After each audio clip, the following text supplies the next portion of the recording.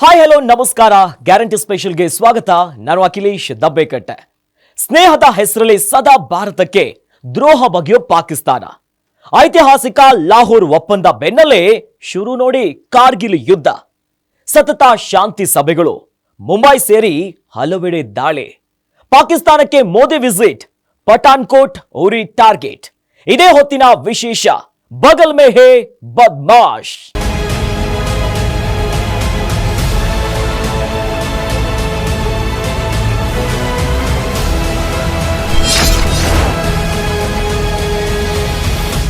ಪಾಕಿಸ್ತಾನ ಮತ್ತು ನಂಬಿಕೆ, ಈ ಎರಡು ಒಂದಕ್ಕೊಂದು ವಿರುದ್ಧಾರ್ಥಕ ಪದಗಳು.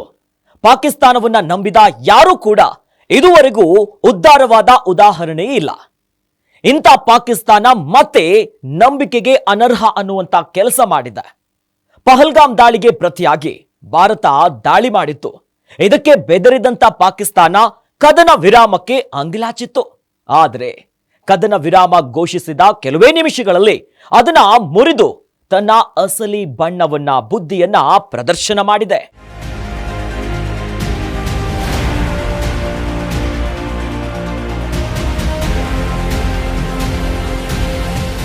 ಪಾಕಿಸ್ತಾನಿಗಳು ಅಂದ್ರೆ ಮೊಹಮ್ಮದ್ ಗೋರಿ, ಮೊಹಮ್ಮದ್ ಗಜ್ನಿ ಸಂತತಿಯವರು ಅಂತ ಮತ್ತೆ ಮತ್ತೆ ಪ್ರೂವ್ ಆಗಿದೆ. ಶತಶತಮಾನಗಳು ಕಳೆದ್ರು ಗೋರಿ ಗಜ್ನಿಯ ದ್ರೋಹದ ಬುದ್ಧಿ ಬಿಡೋದೇ ಇಲ್ಲ. ಗೋರಿ ಗಜ್ನಿಯ ರಕ್ತ ಅವರ ದೇಹದಲ್ಲಿ ಇನ್ನೂ ಹರಿತಾನೆ ಇದೆ ಅನ್ನೋದನ್ನ ಪಾಕಿಸ್ತಾನಿಗಳು ಪ್ರೂವ್ ಮಾಡ್ತಾನೆ ಬಂದಿದ್ದಾರೆ. ಇದೆಲ್ಲ ಯಾಕೆ ಹೇಳ್ತಿದ್ದೀವಿ ಅನ್ನೋದಕ್ಕೂ ಮುನ್ನ ಮೊಹಮ್ಮದ್ ಗೋರಿಯ ದ್ರೋಹದ ಕಥೆಯನ್ನ ನೋಡಿಬಿಡಿ.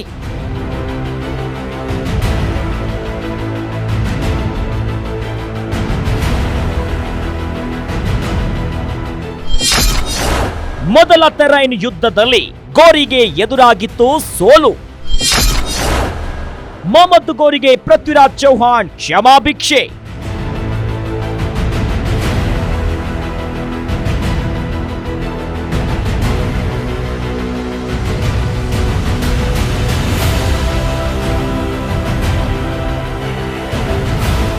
ಅದು ಕ್ರಿಸ್ತಶಕ 1191. ಅಜ್ಮೀರ್ನಲ್ಲಿ ಪೃಥ್ವಿರಾಜ್ ಚೌಹಾಣ್ ಆಡಳಿತ ನಡೆಸುತ್ತಿದ್ದ. ಆಗ ಮೊಹಮ್ಮದ್ ಗೋರಿ ಅನ್ನೋ ಆಗಿನ ಪರ್ಷಿಯಾ, ಈಗಿನ ಇರಾನ್ನಲ್ಲಿ ಆಡಳಿತ ನಡೆಸ್ತಾ ಇದ್ದ ರಾಜ ದಾಳಿ ಮಾಡಿದ್ದ. ರಾಜ್ಪುತ ರಾಜರ ನಡುವೆ ಸಮನ್ವಯತೆ ಇಲ್ಲ ಅನ್ನೋದನ್ನ ಅರಿತಿದ್ದ ಮೊಹಮ್ಮದ್ ಗೋರಿ ಭಾರತವನ್ನ ಸುಲಭವಾಗಿ ಗೆಲ್ಲಬಹುದು ಅನ್ನೋ ಲೆಕ್ಕಾಚಾರದಲ್ಲಿ ಭಾರತದ ಮೇಲೆ ದಾಳಿ ಮಾಡಿದ್ದ. ಆದ್ರೆ ಅವನ ಊಹೆ ತಪ್ಪಾಗಿತ್ತು. ಅವನ ಊಹೆಗೂ ಮೀರಿ ರಾಜಪುತ ರಾಜರು ಅವನ ವಿರುದ್ಧ ಒಂದಾಗಿ ಹೋರಾಟ ನಡೆಸಿದ್ರು. ಕ್ರಿಸ್ತಶಕ 1191ರಲ್ಲಿ ನಡೆದಿದ್ದಂಥ ಮೊದಲ ತೆರೈನ್ ಯುದ್ಧದಲ್ಲಿ ಮೊಹಮ್ಮದ್ ಗೋರಿ ಘನಘೋರವಾಗಿ ಪರಾಭವವನ್ನ ಅನುಭವಿಸಿದ್ದ. ರಾಜಪುತರ ಕೈಯಲ್ಲಿ ಸೋಲು ಅನುಭವಿಸಿದ ಬಳಿಕ ಪೃಥ್ವಿರಾಜ್ ಚೌಹಾಣ್ನ ಸೇನೆ ಅವನನ್ನ ಸೆರೆ ಹಿಡಿದಿತ್ತು. ಆದರೆ ಪೃಥ್ವಿರಾಜ್ ಚೌಹಾಣ್ ಒಬ್ಬ ರಾಜನಾಗಿ ನೀಡಬೇಕಾದ ಗೌರವವನ್ನ ನೀಡಿ ಅವನಿಗೆ ಕ್ಷಮಾ ಭಿಕ್ಷೆಯನ್ನ ನೀಡಿ ಬಿಟ್ಟು ಕಳುಹಿಸಿದ್ದ.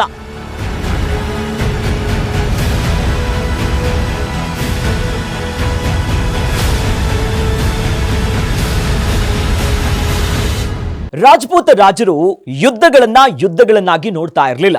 ಯುದ್ಧಗಳನ್ನ ಮನೋರಂಜನೆ ಅಂತ ಪರಿಗಣಿಸ್ತಾ ಇದ್ರು. ಯುದ್ಧದಲ್ಲಿ ಸೋತವರಿಗೆ ಕ್ಷಮಾ ಭಿಕ್ಷೆ ನೀಡಿ ಅವರ ರಾಜ್ಯವನ್ನ ಅವರಿಗೆ ಹಿಂತಿರುಗಿಸುವಂತ ಪದ್ಧತಿಯನ್ನ ಅನುಸರಿಸ್ತಿದ್ರು. ಮೊಹಮ್ಮದ್ ಗೋರಿಯನ್ನ ಸಹ ಪೃಥ್ವಿರಾಜ್ ಚೌಹಾಣ್ ಹಾಗೇನೆ ನೋಡಿದ್ದ. ಇದಕ್ಕೆ ಸರಿಯಾದ ಪ್ರತಿಫಲವನ್ನ 1 ವರ್ಷ ಕಳೆಯೋಕು ಮುನ್ನವೇ ಪೃಥ್ವಿರಾಜ್ ಚೌಹಾಣ್ ಉಂಡಿದ್ದ.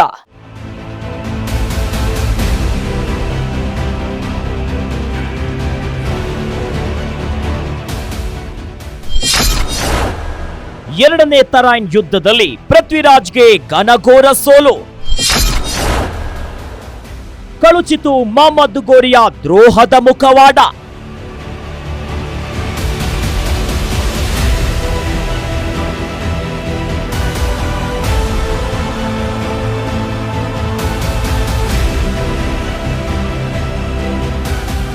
ಸಾವಿರದ 1191ರಲ್ಲಿ ಮೊದಲ ತೆರೈನ್ ಯುದ್ಧದಲ್ಲಿ ಸೋತಿದ್ದ ಮೊಹಮ್ಮದ್ ಗೋರಿ ಭಾರಿ ಅವಮಾನಕ್ಕೆ ತುತ್ತಾಗಿದ್ದ.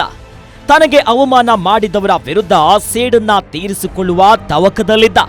ಆದರೆ ತಾನು ಘನಘೋರವಾಗಿ ಸೋತರು ಪೃಥ್ವಿರಾಜ್ ಚೌಹಾಣ್ ನಡೆಸಿಕೊಂಡ ರೀತಿಯನ್ನ ಅವರು ನೆನಪಿನಲ್ಲೇ ಇಟ್ಟುಕೊಳ್ಳಲಿಲ್ಲ. ತನಗೆ ನೀಡಿದ ಗೌರವ ಪೂರ್ವಕ ಬೀಳ್ಕೊಡುಗೆ ಕ್ಷಮಾ ಭಿಕ್ಷೆಯನ್ನ ಮರೆತು ಹೋಗಿದ್ದ. ಅವನಿಗೇನಿದ್ರು ಪೃಥ್ವಿರಾಜ್ ವಿರುದ್ಧ ಸೇಡು ತೀರಿಸಿಕೊಳ್ಬೇಕು ಅನ್ನೋದೇ ಮುಖ್ಯವಾಗಿತ್ತು. ಇದಕ್ಕಾಗಿ ಪರ್ಷಿಯಾ, ತುರ್ಕಿ, ಅಫ್ಘಾನಿಗಳನ್ನ ಒಂದು ಮಾಡಿ ದೊಡ್ಡ ಸೈನ್ಯವನ್ನ ಕಟ್ಟಿದ.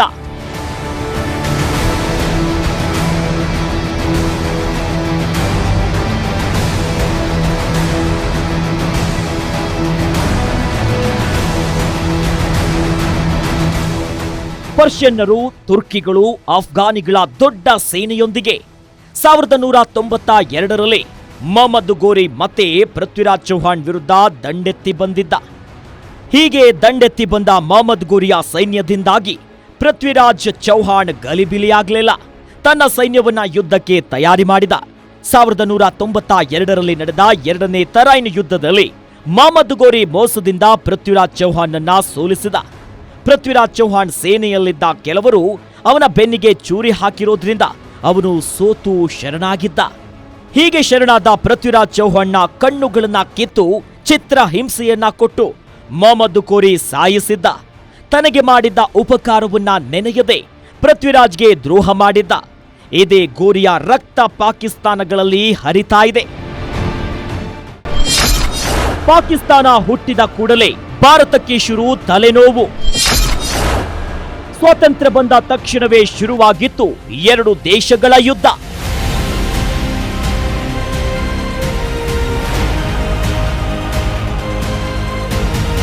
ಸಾವಿರದ 1947ರಲ್ಲಿ ಪಾಕಿಸ್ತಾನ ಅನ್ನೋ ದೇಶ ಅಸ್ತಿತ್ವಕ್ಕೆ ಬಂತು. ಬ್ರಿಟಿಷರು ಭಾರತದಲ್ಲಿ ಆಡಳಿತ ನಡೆಸುತ್ತಿದ್ದ ವೇಳೆ ಭಾರತದ ಅನೇಕ ರಾಜ್ಯಗಳಲ್ಲಿ ರಾಜರು ಆಳ್ತಾ ಇದ್ರು. ಭಾರತ ಪಾಕಿಸ್ತಾನ ಎರಡರಲ್ಲಿ ಯಾವ ದೇಶಕ್ಕೆ ಸೇರಬೇಕು ಅನ್ನೋ ಹಕ್ಕು ರಾಜರಿಗಿತ್ತು. ಬಹುತೇಕ ರಾಜರು ಭಾರತದ ಜೊತೆ ತಮ್ಮ ರಾಜ್ಯಗಳನ್ನ ವಿಲೀನ ಮಾಡಿದ್ರು. ಭಾರತದ ಅತಿ ದೊಡ್ಡ ರಾಜ್ಯ ಜಮ್ಮು ಕಾಶ್ಮೀರವಾಗಿತ್ತು. ಇಲ್ಲಿ ರಾಜ ಹರಿಸಿಂಗ್ ಆಡಳಿತವನ್ನ ನಡೆಸುತ್ತಿದ್ದ. ಆದರೆ ಮುಸಲ್ಮಾನರು ಇಲ್ಲಿ ಬಹುಸಂಖ್ಯಾತರಾಗಿದ್ರು. ಆದರೆ ರಾಜ ಹರಿಸಿಂಗ್ ಎಲ್ಲಿ ಭಾರತದ ಜೊತೆ ಸೇರಲು ಮುಂದಾಗ್ತಾರೋ ಅಂತ ಭಾವಿಸಿ ಪಾಕಿಸ್ತಾನಿ ಸೇನೆ ಗಿಲ್ಗಿಟ್ ಮತ್ತು ಬಲ್ಟಿಸ್ತಾನದಲ್ಲಿದ್ದ ಬುಡಕಟ್ಟು ಮುಸಲ್ಮಾನರನ್ನ ಎತ್ತು ಕಟ್ಟಿ ಯುದ್ಧ ಶುರು ಮಾಡಿಬಿಟ್ಟಿತ್ತು.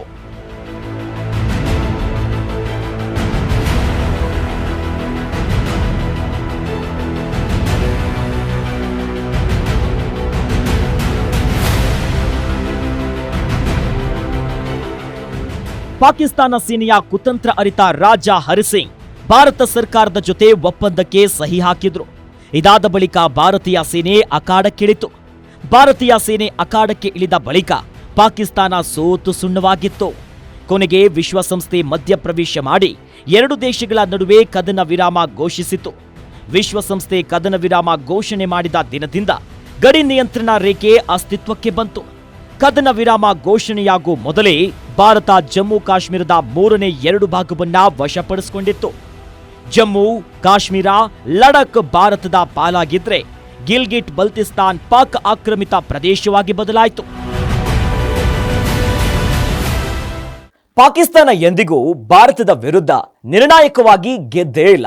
ಅದು 1947ರ ಯುದ್ಧ ಆಗಿರಬಹುದು, 1965ರ ಇಂಡೋ ಪಾಕ್ ಯುದ್ಧ ಆಗಿರಬಹುದು, ಬಾಂಗ್ಲಾದೇಶ ಅಸ್ತಿತ್ವಕ್ಕೆ ಬರಲು ಕಾರಣವಾದಂತ 1971ರ ಸಮರ ಆಗಿರಬಹುದು. ಯಾವುದರಲ್ಲೂ ಕೂಡ ಪಾಕಿಸ್ತಾನ ಗೆದ್ದಿಲ್ಲ. ಭಾರತದ ವಿರುದ್ಧ ನೇರ ಯುದ್ಧದಲ್ಲಿ ಗೆಲ್ಲೋದಕ್ಕೆ ಸಾಧ್ಯ ಇಲ್ಲ ಅಂತ ತಿಳ್ಕೊಂಡಿರುವಂತ ಪಾಕಿಸ್ತಾನ ಉಗ್ರರ ಮೂಲಕ ಹಿಂಬಾಗಿಲಿನ ಯುದ್ಧವನ್ನ ನಡೆಸುತ್ತಿದೆ. ಪಾಕಿಗಳ ಜೊತೆ ಸ್ನೇಹ ಹಸ್ತ ಚಾಚಿ ವಾಜಪೇಯಿ ಬಸ್ ಯಾತ್ರೆ. ಲಾಹೋರ್ ಒಪ್ಪಂದ ಜಾರಿಗೆ ಮೊದಲೇ ಕಾರ್ಗಿಲ್ ಯುದ್ಧ.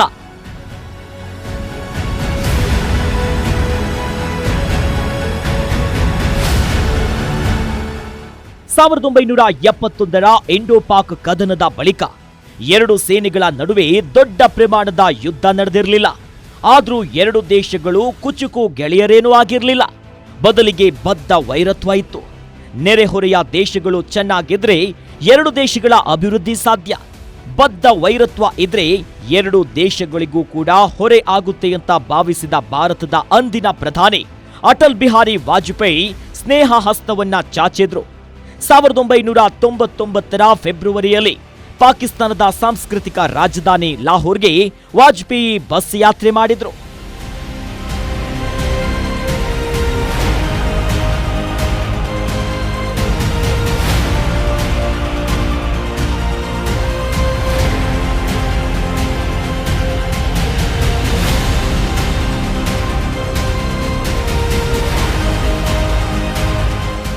ಒಂದೆಡೆ ವಾಜಪೇಯಿ ಫೆಬ್ರವರಿಯಲ್ಲಿ ಲಾಹೋರ್ಗೆ ಬಸ್ ಯಾತ್ರೆ ಮಾಡ್ತಿದ್ರೆ, ಮತ್ತೊಂದು ಕಡೆ ನರಿಬುದ್ಧಿಯ ಪಾಕಿಸ್ತಾನ ಭಾರತದ ಗಡಿ ನಿಯಂತ್ರಣ ರೇಖೆಯ ಮೂಲಕ ತನ್ನ ಸೈನಿಕರನ್ನ ಭಾರತದೊಳಕ್ಕೆ ನುಗ್ಗಿಸಿತ್ತು.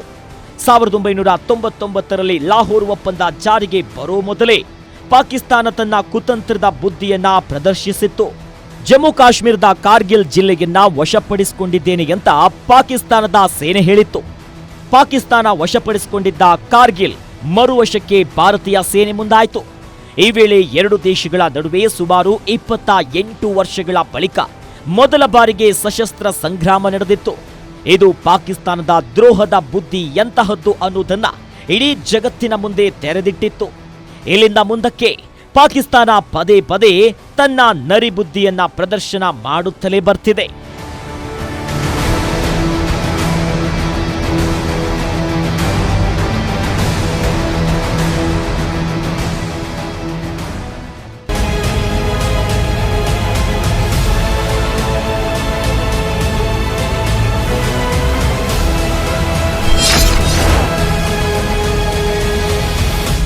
ಪಾಕಿಸ್ತಾನದ ಜೊತೆ ವೈರತ್ವ ಬೇಡ, ಸ್ನೇಹಮಯ ಸಂಬಂಧ ಹೊಂದಬೇಕನ್ನೋದು ಭಾರತದ ಬಯಕೆ ಆಗಿದೆ.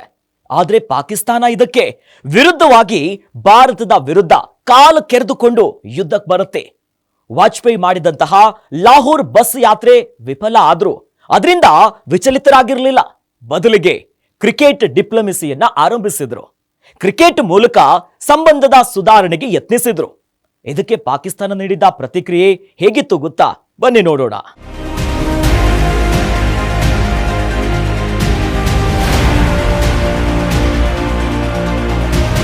ಭಾರತ ಪಾಕಿಸ್ತಾನದ ನಡುವೆ ಯಾವಾಗ ಬೇಕಾದರೂ ಯುದ್ಧ ಸಂಭವಿಸೋ ವಾತಾವರಣ ಇರುತ್ತೆ.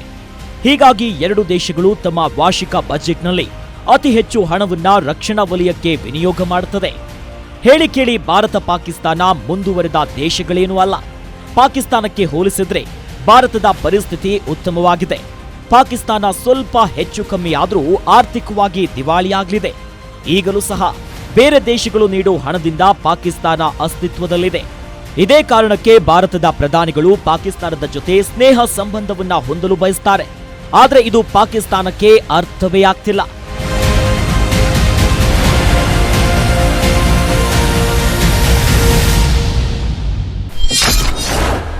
ಕ್ರಿಕೆಟ್ ಮೂಲಕ ಸಂಬಂಧ ಸುಧಾರಣೆಗೆ ಭಾರತದ ಯತ್ನ. ಪ್ರತಿಯಾಗಿ ಸಂಸತ್ ಮೇಲೆ ದಾಳಿ ನಡೆಸಿದ ಪಾಕ್ ಗಿಫ್ಟ್.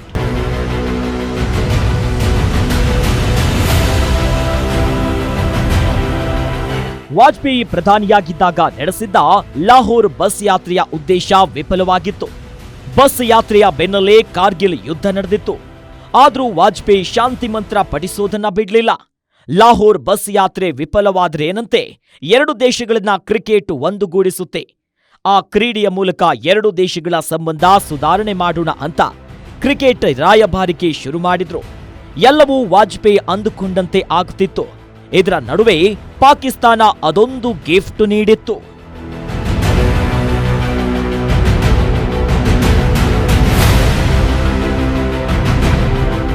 2000 ವರ್ಷದಲ್ಲಿ ಪ್ರಾರಂಭವಾದಂಥ ಕ್ರಿಕೆಟ್ ಡಿಪ್ಲೊಮೆಸಿಗೆ ಪ್ರತಿಯಾಗಿ ಪಾಕಿಸ್ತಾನ ಸಂಸತ್ತು ಮೇಲೆ ದಾಳಿ ನಡೆಸಿ ಭಾರತಕ್ಕೆ ಭರ್ಜರಿ ಗಿಫ್ಟ್ ನೀಡಿತ್ತು. ಡಿಸೆಂಬರ್ 13, 2001ರಲ್ಲಿ 5 ಜೈಷ್ ಎ ಮೊಹಮ್ಮದ್ ಉಗ್ರರು ಭಾರತದ ಸಂಸತ್ ಭವನದ ಮೇಲೆ ದಾಳಿ ಮಾಡಿದ್ರು.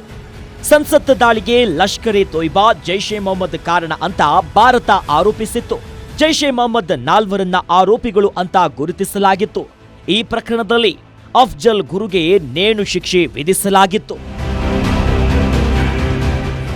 ಲಾಹೋರ್ ಬಸ್ ಯಾತ್ರೆ, ಕ್ರಿಕೆಟ್ ಡಿಪ್ಲೊಮೆಸಿ ಫೇಲ್ ಆದ್ರೂ ಭಾರತ ಸುಮ್ಮನೆ ಇರಲಿಲ್ಲ. ನೆರೆಹೊರೆಯವರ ಜೊತೆ ಸಂಬಂಧ ವೃದ್ಧಿಗೆ ಆದ್ಯತೆಯನ್ನ ನೀಡ್ತಾ ಬಂದಿತ್ತು. ಕ್ರಿಕೆಟ್ ಡಿಪ್ಲೊಮೆಸಿಯನ್ನ ಮುಂದುವರೆಸಿತ್ತು ಭಾರತ. ಇದಕ್ಕೆ ಪ್ರತಿಯಾಗಿ ಪಾಕಿಸ್ತಾನ ಹಲವಾರು ಉಗ್ರರನ್ನ ಭಾರತಕ್ಕೆ ನುಗ್ಗಿಸಿ ಗಲ್ಲಿ ಗಲ್ಲಿಗಳಲ್ಲಿ ದೀಪಾವಳಿ ಪಟಾಕಿಗಳನ್ನ ಸಿಡಿಸೋ ರೀತಿ ಬಾಂಬ್ಗಳನ್ನ ಸಿಡಿಸಿತ್ತು ಪಾಕಿಸ್ತಾನ. ಶಾಂತಿ ಮಂತ್ರ ಪಠಿಸಿದ ಭಾರತಕ್ಕೆ ಕಣ್ಣೀರಿನ ಉಡುಗೊರೆ. ಸತತ ಶಾಂತಿ ಸಭೆ, ಮುಂಬೈನಲ್ಲಿ ಅಬ್ಬರಿಸಿದರು ಉಗ್ರರು.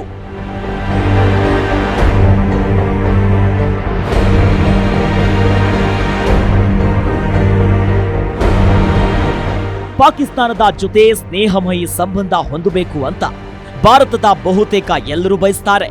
ಆದ್ರೆ ಪಾಕಿಸ್ತಾನಕ್ಕೆ ಮಾತ್ರ ನಮ್ಮ ಭಾವನೆಗಳೇ ಅರ್ಥವಾಗಲ್ಲ ಅನ್ನೋದು ಪದೇ ಪದೇ ಸಾಬೀತಾಗುತ್ತಾ ಬರ್ತಿದೆ. ಪಾಕಿಸ್ತಾನದ ಜನರಿಗೆ ಭಾರತದ ಜೊತೆ ಉತ್ತಮ ಸಂಬಂಧ ಇಟ್ಟುಕೊಳ್ಳಬೇಕು ಅನ್ನೋ ಮನಸ್ಸಿದೆ. ಆದ್ರೆ ಅಲ್ಲಿನ ಸೇನೆ, ಐಎಸ್ಐ ಅನ್ನೋ ಪರಾವಲಂಬಿ ಜೀವಿಗಳಿಗೆ ಭಾರತದ ಜೊತೆ ಸಂಬಂಧ ಉತ್ತಮ ಆಗೋದು ಬೇಕಿಲ್ಲ.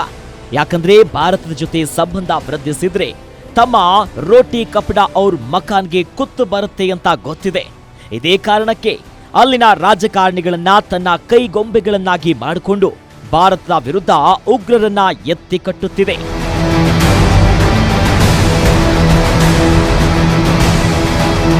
ಅಟಲ್ ಬಿಹಾರಿ ವಾಜಪೇಯಿ ಬಳಿಕ ಮನಮೋಹನ್ ಸಿಂಗ್ ಭಾರತದ ಪ್ರಧಾನಿಯಾದ್ರು. ಮನಮೋಹನ್ ಸಿಂಗ್ ಅವಧಿಯಲ್ಲಿ ಪಾಕಿಸ್ತಾನದ ಜೊತೆ ಶಾಂತಿ ಸಭೆಗಳನ್ನು ನಡೆಸಿದ್ರು. ಆದ್ರೆ ಪಾಕಿಸ್ತಾನ ಮನಮೋಹನ್ ಸಿಂಗ್ ಪ್ರಧಾನಿಯಾಗಿದ್ದ ವೇಳೆ ಭಾರತದ ಹಲವಾರು ನಗರಗಳಲ್ಲಿ ಬಾಂಬ್ ದಾಳಿಗಳನ್ನು ನಡೆಸಿತ್ತು. ಅವರ ಅವಧಿಯಲ್ಲಿ ಭಾರತದಲ್ಲಿಯೇ ಅತ್ಯಂತ ದೊಡ್ಡ ಉಗ್ರರ ದಾಳಿ ನಡೆಯಿತು. ನವೆಂಬರ್ 26, 2008ರಂದು ಮುಂಬೈನಲ್ಲಿ ಉಗ್ರರು ಅಟ್ಟಹಾಸವನ್ನ ಮೆರೆದಿದ್ರು. ಭಾರತದ ಇತಿಹಾಸದಲ್ಲಿಯೇ ಮೊದಲ ಬಾರಿಗೆ ಭಾರತದ ಎನ್ಎಸ್ಜಿ ಉಗ್ರರನ್ನ ಮಟ್ಟ ಹಾಕಲು ಅಖಾಡಕ್ಕಿಳಿದಿತ್ತು. ಇದಾದ ಬಳಿಕ ಪಾಕಿಸ್ತಾನದ ಜೊತೆ ಭಾರತ ಎಲ್ಲ ಸಂಬಂಧಗಳನ್ನ ಕಡಿತಗೊಳಿಸಿತ್ತು. ಅಲ್ಲಿಗೆ ಕ್ರಿಕೆಟ್ ಡಿಪ್ಲೊಮೆಸಿಗೆ ಗುಡ್ ಬೈ ಹೇಳಲಾಗಿತ್ತು. 2014ರವರೆಗೆ ಒಂದು ಹವಾ, 2014ರ ಬಳಿಕ ಮತ್ತೊಂದು ರೀತಿಯದ್ದೇ ಹವಾ ಅನ್ನೋ ರೀತಿ ನರೇಂದ್ರ ಮೋದಿ ಪ್ರಧಾನಿಯಾಗಿ ಅಧಿಕಾರವನ್ನ ಸ್ವೀಕರಿಸಿದ್ರು. ನರೇಂದ್ರ ಮೋದಿ ಪ್ರಮಾಣ ವಚನ ಸ್ವೀಕಾರ ಸಮಾರಂಭಕ್ಕೆ ಸಾರ್ಕ್ ರಾಷ್ಟ್ರಗಳ ಮುಖ್ಯಸ್ಥರಿಗೆ ಆಹ್ವಾನ ನೀಡಿದ್ರು. ಇದೇ ಪಾಕ್ ಪ್ರಧಾನಿಗೂ ಕೂಡ ಆಹ್ವಾನ ಹೋಗಿತ್ತು. ಆಹ್ವಾನ ಸ್ವೀಕರಿಸಿ ಪಾಕಿಸ್ತಾನದ ಪ್ರಧಾನಿ ನವಾಜ್ ಶರೀಫ್ ಭಾರತಕ್ಕೆ ಬಂದಿದ್ರು. ಇದಕ್ಕೆ ಪಾಕ್ ಸೇನೆ ಬೇರೆಯದ್ದೇ ರೀತಿಯಲ್ಲಿ ಗಿಫ್ಟ್ ಕೊಡ್ತು. ಮೋದಿ ಪಾಕ್ ಭೇಟಿಗೆ ಪಠಾನ್ಕೋಟ್ ದಾಳಿ ಉಡುಗೊರೆ. ಪಠಾನ್ಕೋಟ್ ಉರಿ ದಾಳಿ ಬಳಿಕ ಸೇನೆಗೆ ಫ್ರೀ ಹ್ಯಾಂಡ್.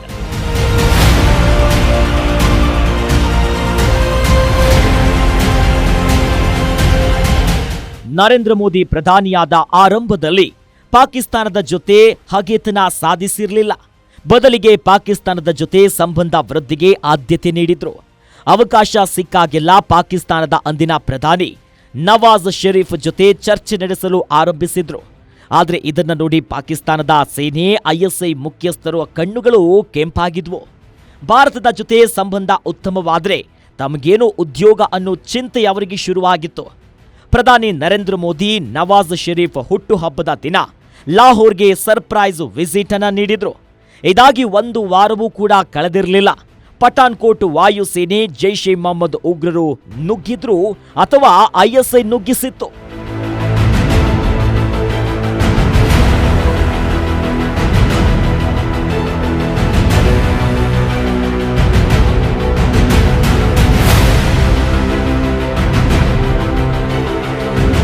ಪಠಾನ್ಕೋಟ್ ದಾಳಿ ಬಳಿಕ ಪಾಕಿಸ್ತಾನದ ಸೇನೆ ತನಗೆ ಮಾಹಿತಿಯನ್ನ ನೀಡಿದ್ರೆ ಉಗ್ರರ ವಿರುದ್ಧ ಕ್ರಮ ಕೈಗೊಳ್ತೀನಿ ಅಂತ ಹೇಳಿತ್ತು.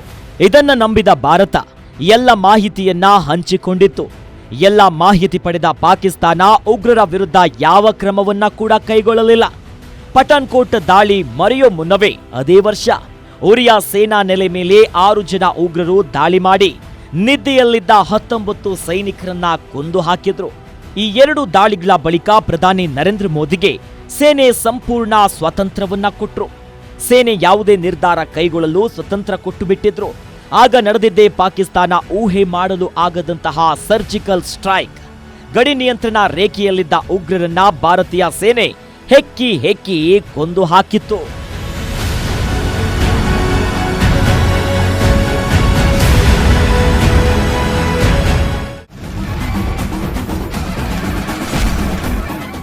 ದ್ರೋಹ ಅನ್ನೋದು ಪಾಕಿಸ್ತಾನಿಯರ ರಕ್ತದಲ್ಲೇ ಇದೆ. ಇದು ಪದೇ ಪದೇ ನಿಜವಾಗಿದೆ. ವಾಜಪೇಯಿ ನಡೆಸಿದ ಬಸ್ ಯಾತ್ರೆಗೆ ಕಾರ್ಗಿಲ್ ಸಮರದ ಉಡುಗೊರೆ ನೀಡಿತ್ತು.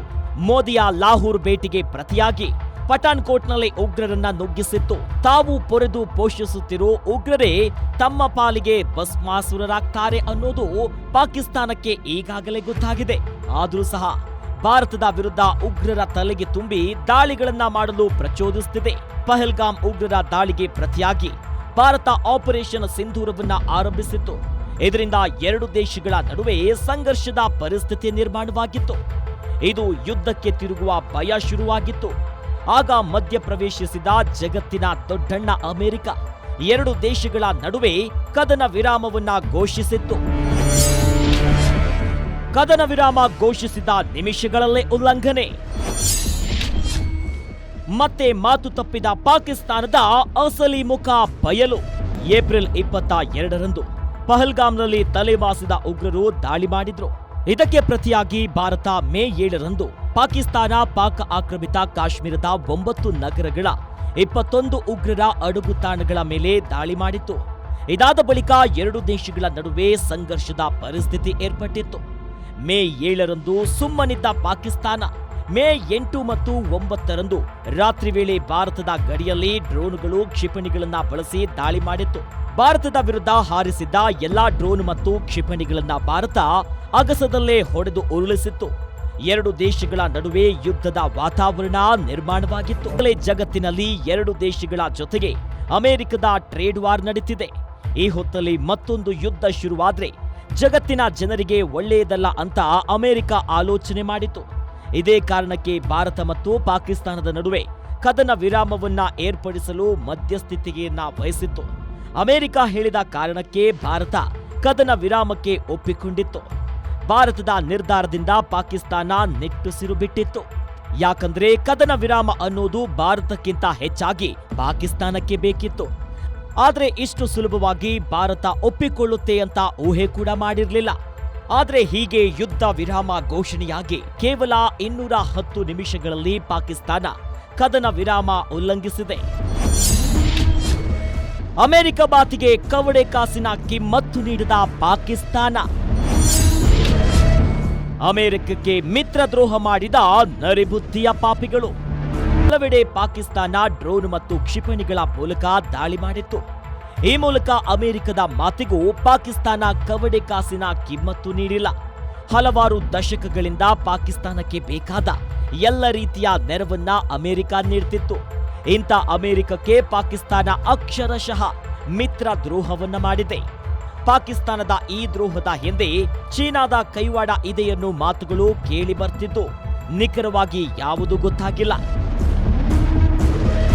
ಮುಂದಿನ ದಿನಗಳಲ್ಲಿ ಪಾಕಿಸ್ತಾನ ನಡೆಯಿಂದ ಏನಾಗುತ್ತೆ ಅನ್ನೋದಕ್ಕೆ ಕಾಲವೇ ಉತ್ತರವನ್ನ ನೀಡಲಿದೆ. ಇದಾಗಿತ್ತು ಗ್ಯಾರಂಟಿ ಸ್ಪೆಷಲ್. ನೋಡ್ತಾ ಇರಿ ಗ್ಯಾರಂಟಿ ನ್ಯೂಸ್, ಸುದ್ದಿ ಖಚಿತ, ನ್ಯಾಯ ನಿಶ್ಚಿತ.